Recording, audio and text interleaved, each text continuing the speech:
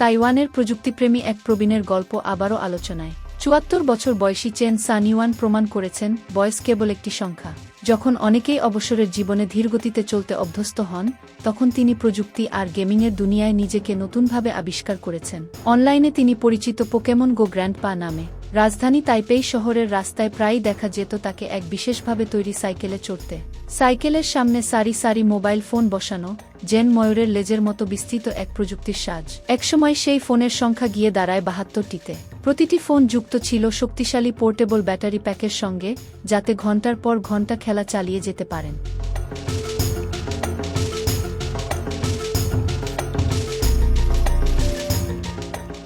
চেনের এই যাত্রা শুরু 2018 সালে, যখন তার বয়স ৬৬। নাতির হাত ধরেই প্রথম পরিচয় ঘটে জনপ্রিয় মোবাইল গেম পকেমন গো এর সঙ্গে।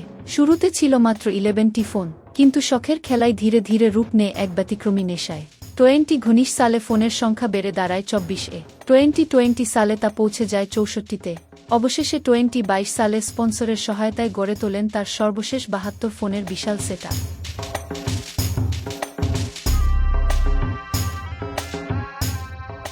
প্রতিদিন সন্ধ্যায় তিনি সাইকেল চালিয়ে ঘুরতেন শহরের বিভিন্ন এলাকায়।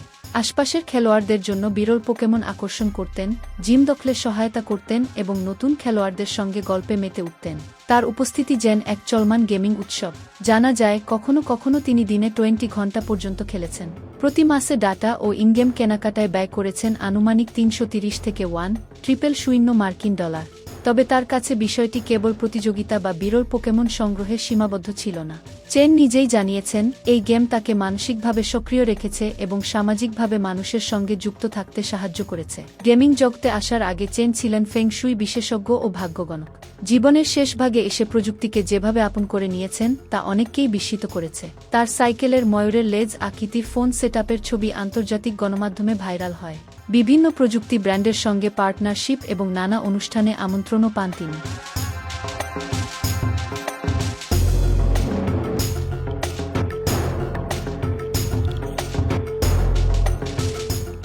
তবে 2022 সালে স্ট্রোকের শিকার হওয়ার পর জনসমক্ষে তার উপস্থিতি কমে যায়। সাম্প্রতিক সময়ে সামাজিক মাধ্যমে ছড়িয়ে পড়া বেশিরভাগ ভিডিওই পুরনো ফুটেজ বলে জানা গেছে। কোয়ার্টার 20 বা 2026 সালে তিনি এখনও সক্রিয়ভাবে খেলছেন কিনা এ বিষয়ে নিশ্চিত তথ্য পাওয়া যায়নি।